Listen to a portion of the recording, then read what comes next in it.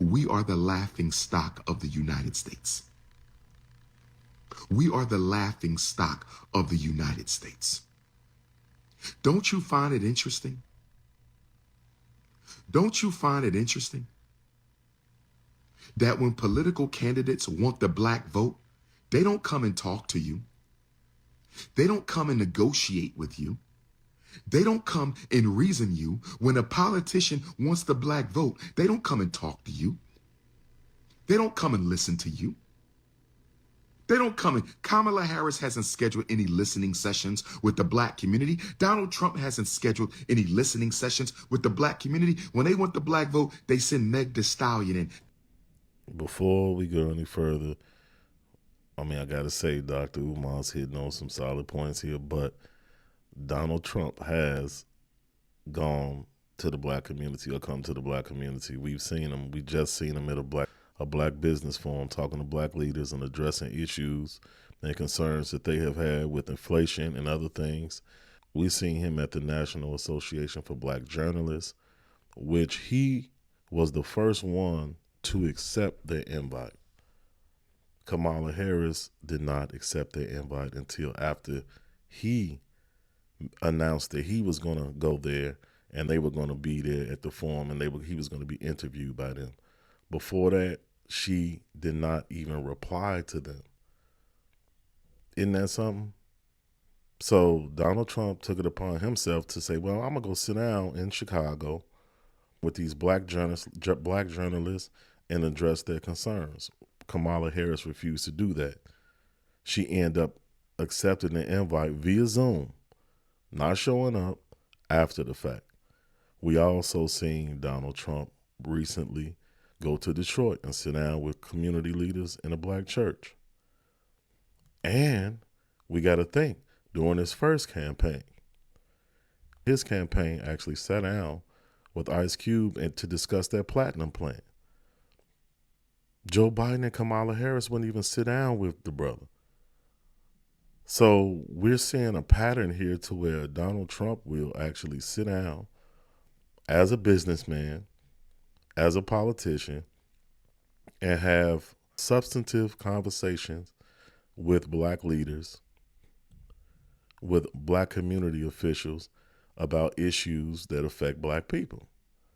But we don't see Kamala Harris and Joe Biden doing that. Now, they might accept things or talk about things after the fact, but coming up front, they don't even, we're not going to do that. But they will entertain you, but they're not going to discuss policy with you. To shake her ass. And I love my sister. I love my sister. I love my sister, Meg Thee Stallion. No disrespect. I'm just using her as an example. When you want the black vote, you don't talk to them. Entertain them. They don't think. Black people want to be entertained. If you want the black vote, go send Meg Thee Stallion in and let her entertain them. Black people don't need to be talked to. Black people don't need to be negotiated with. Black people don't need to be listened to. Black people don't need to be reasoned. Send some rappers in to entertain them. You have to entertain the black vote out of the Negro community. You have to entertain the black vote out of the Negro community. You have to entertain the black vote out of the Negro community. Let me give you a comparative example. Could you imagine if Kamala Harris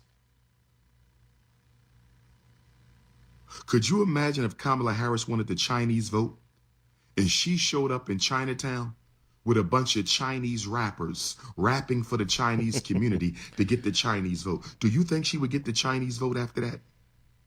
Do you think she would get the Chinese vote after that?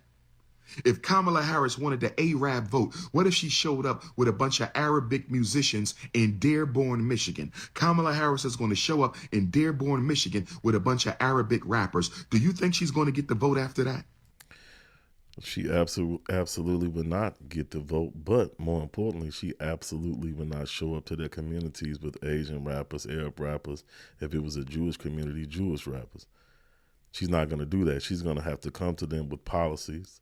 She's going to have to come to them with real things and discuss real things, real issues that are going to affect their life. They're going to affect them domestically, internationally, their mother countries, whatever the situation is. she's not gonna. She would never do that because she know it would be insulting to them. But for us, it's not. I did a video about this a few weeks back. I actually talked about how when they want to vote, first of all, they ignore you for 3.5 years. And then when that election season rolls around, what do? They start showing up at the black churches, coming into your communities. They go get your favorite black rappers and entertainers. They started speaking your lingo. They start throwing hip-hop bashes and Juneteenth backyard barbecue bashes and inviting your favorite entertainers to come out and for photo ops and to perform and things of that nature so that they can relate to you, but they don't bring you any policy. They don't talk about issues that affect you in your community. They don't talk to you about inflation and how it's affecting you. They're not talking to you about reparations, whether you agree with it or not. They're not talking to you about crime in our community. They're not talking to you about fatherless homes. They're not talking to you about how our schools are failing in the black community and how they can fix that. They don't discuss that. They're going to twerk you into your vote. They're going to have a twerk off and entertain you and say, oh man, she down. She one of us. And then you go run to the polls and vote, which is clown behavior. That's that old entertainment, identity, oh, she's black, politics crap that I just don't respect. And the reason why they do it is because they don't respect us. But many of us now are actually waking up. You got to come with some substantive, or you can just move around. And that's why so many black men especially have rejected Kamala Harris and their policies. What are you going to do for us? And let me tell you something before we go forward, because I ain't going to go long, is voting is not about identity. It's not about who looks cool, who's relatable. It's about what can you do for me and my family? What can you do for my community? How are you going to make the country better? How is our standing in the world going to be better during your administration? That's what it's about. You vote to get something. I need black people to get that in their head. You vote to get something. You're supposed to benefit from the person that you vote for. You don't give your vote away freely. Get something for it. That would be considered an extreme insult. That would be considered an extreme act of disrespect for every community except black people. We have an anti-Asian hate bill. We got an anti-LGBT bill. We got a Native American bill. We got an immigrant bill. But you know what we're going to do for black people? We're going to give them a Juneteenth cookout on the White House lawn. We're going to give black people a Juneteenth cookout on the White House lawn. And they did. Joe Biden, a Juneteenth cookout on the White. That's what you do with black people. Parties and bullshit. That's all they care about. Parties and bullshit. That's all they care about. Parties and bullshit. That's all they care about. And then after they gave you a Juneteenth cookout on the White House lawn, they gave you a 50 years of hip-hop destruction cookout at Kamala Harris's house. You can't make this up. And they play Sexy Red. You can't make this up. Kamala Harris threw y'all a 50 years of hip-hop destruction cookout at her house with her snow puppy. That's what she did for y'all. And this is the woman you're going to vote in. She didn't pass no laws. She didn't drop off no resources. She didn't build no institutions or industries in the black community. Oh, we need black jobs. But somebody needs to go ask Orange Man Donald Trump. Somebody needs to go ask Agent Orange Donald Trump. Somebody needs to go ask Agent Orange, since you talked about black jobs. See, this is how you supposed to. I want y'all to stay with me here too, because he about to make an exceptional point. Just stay with me. To conduct your politics. Go back to Donald Trump and say, since you talked about black jobs and you are a businessman yourself, You come from corporate America. Donald Trump, since you brought up black jobs, how many industries are you going to build inside the black community? That's what we should have. My sisters on the National Association of Black Journalism couch, let me tell you where you three sisters messed up besides wearing red, white, and blue. Let me tell you where you three sisters messed up the other day besides wearing red, white, and blue. Let me tell you where you three sisters messed up the other day. You only put that panel together to try to embarrass and That's right. chastise Donald Trump. You did not put that panel together to try to get some concessions out of him.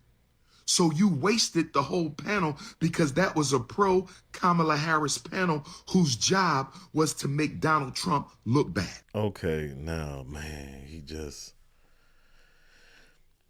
made an exceptional point. Because I said the same thing. I was like, man, wait a minute, wait. They had an excellent opportunity to sit down with Donald Trump and ask him some substantive questions about what he could do to improve the lives of black people in America. And they failed epically because they focused on petty BS. That's what they did, name calling and all this and all that, instead of saying, which I guarantee you when they sit down eventually, if she allows them to, because she hasn't been taking interviews, I guarantee you they won't focus on petty crap like that with her. But they had a golden opportunity to sit down with him and ask him real questions. And what they did was, it was a bash fest. And one thing I know about Donald Trump is that if you go at him, he's going to go back at you. And it didn't have nothing to do with race, color, gender, sexual orientation, none of that. It has something to do with the fact that if you won't smoke with Donald Trump, just like it is with most of us, really, most people, period, if you won't smoke, he gonna give you the smoke. He gonna give you the smoke. Because we see him doing it with white journalists all the time. Calling them fake news, attacking them, calling them stupid, saying that they don't think. So we can't make this one about race. We can't make this about race. They failed epically. And first of all, I remember going on their page, on their Instagram page, and writing a comment in support of them actually doing the interview, because I believe that no matter whether you disagree with somebody or not, you should be able to sit down and have a conversation, because this person could potentially be the president for the next 4 years. So have the conversation. Have the conversation. And see, be a real journalist and talk about real issues instead of, oh, you said this 4 years ago about this person or that person. Y'all failed, man. Y'all failed. And it's sad. It really is. I just was so disgusted because I was like, man, it wasn't the fact that they came in and you could, whatever. But first of all, y'all was late getting the show started. And I know because I was watching it. I'm like, man, when is it coming on? The man actually sat down and took the time to come to Chicago, which he knows. Well, I would say that it was hostile territory at one time. These black people in Chicago now, they so fed up with this mayor and this illegal immigration stuff that a lot of them have turned into Trump supporters. It's not as hostile as it was, but he took the time to sit down, not bring some damn entertainer with him so he could entertain us. He sat down to take their questions. He didn't know what the questions were going to be. He didn't know what the questions were going to be. But he was willing to sit down and answer those questions, and they failed. And it was, and to me, in my humble opinion, it was a goddamn embarrassment.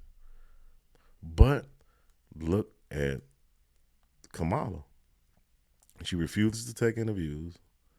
She refuses to sit down. I mean, she really hasn't come to the black community, or to black places around the world, period, to be honest with you, except we can bring up the fact that she went to Africa. And what did she do when she went to Africa? She went there on an LGBTQ plus agenda. Not that we want to help you and improve the lives of the people here, which I'm sure 98, 99% of them are heterosexual individuals.